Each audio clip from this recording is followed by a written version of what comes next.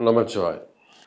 வாக்கர்த்தா விவசம்ருக்தௌ வாக்கர்த்தா பதிபக்தயே ஜெகதப்பிதரோ வந்தே பார்வதி பரமேஸ்வர். எல்லாம் வல்ல அம்மையப்பனாக விளங்கக்கூடிய தையல்நாயகி அம்பா சமேத வைத்தீஸ்வர வைத்தியநாத பெருமானுடைய திருவடிகளையும் சொர்ணாம்பிகை அம்பா சமேத பீமீஸ்வர பெருமானுடைய திருவடிகளையும் வணங்கி உலகம் முழுவதும் வாழக்கூடிய அன்பு பக்தர்களே, ஆவணி மாத ராசி பலன்கள். ஆவணி மாதம் பொதுவாக இந்த ஆவணிங்கிற மாதத்தை கேட்கும் போதே மனசில் ஒரு புத்துணர்ச்சி, ஒரு தெம்பு வந்துடும். காரணம் என்னன்னு கேட்டிங்கனாக்கா, வருஷத்தில் 2 மாதங்கள் ஒருத்தருடைய தலையெழுத்து மாறக்கூடிய மாதம். அப்படி என்ன சிறப்பு இந்த ஆவணி மாதத்துக்குன்னா, 12 ராசிக்கும் மேஷத்திலிருந்து மீன ராசி வரலும் நீங்கள் யாராக இருந்தாலும் சரிதான், சூரிய பகவான் சிம்மத்தில் சஞ்சாரம் செய்யக்கூடிய மாதம். இந்த ஆவணி மாசத்துல பிறக்கக்கூடிய குழந்தைகள் எல்லாம் யோகமான நிறைய அதிர்ஷ்டமான குழந்தைகளா பிறக்க போகுது. இது இன்னொன்னு கூட சொல்லலாம், சூரியன் கேது கிரகண தோஷம். சூரியனை மறைக்கக்கூடிய சக்தி யாருக்கு இருக்குன்னா கேதுவுக்கு தான் இருக்கு. அப்ப இப்படியெல்லாம் சூரியன் கேது தொடர்பு, அதே போல கும்பத்திலே ராகு, கன்னியிலே செவ்வாய், சுக்கிரன் புதன் கடகத்தில் அமைகிறார்கள். உங்கள் ராசிக்கு ஸ்பெசிஃபிக்கா என்ன நடக்குங்கிறது 5 நிமிடங்கள்ல பேசிடலாம், வாருங்கள் பார்க்கலாம்.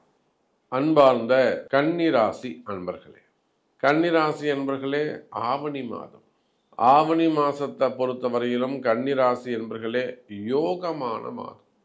காரணம் என்னன்னு கேட்டீங்கன்னாக்கா, கன்னிராசிக்கு சனியுடைய பார்வை படுகிறது. இப்போ கன்னிராசிக்கெல்லாம் கண்டக சனி நடக்குது. எனக்கு தெரிஞ்சு ஒரு 50% கன்னிராசி அன்பர்கள் இந்த கண்டக சனியினாலே படாத பாடுபடுறாங்க. பல வகையிலும் கஷ்டப்படக்கூடிய எனதருமை கன்னிராசி அன்பர்களே. ஏன்னா கண்டக சனி அவங்கள அப்படி வச்சு செய்யுது கன்னிராசியை. அப்போ உலகம் முழுவதும் வாழக்கூடிய கன்னிராசி அன்பர்களே, கண்டக சனியால் அதிகம் அவதிப்படக்கூடிய கன்னிராசி அன்பர்களே, அடுத்த மாசங்கள் தான் நமக்கு நல்ல வழிகாட்டும். கவலை வேண்டாம் கன்னிராசி அன்பர்களே.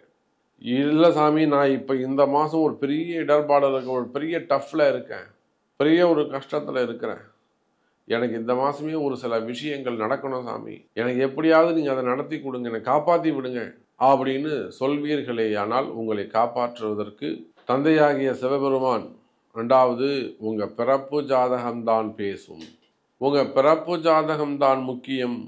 அதை கொண்டு தான் மற்ற ரகசியங்கள் அங்கத்தான் ஒளிந்திருக்கும்.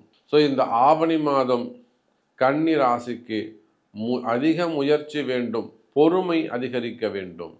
நன்றி, நமச்சிவாயம். ஜெய் வராகி.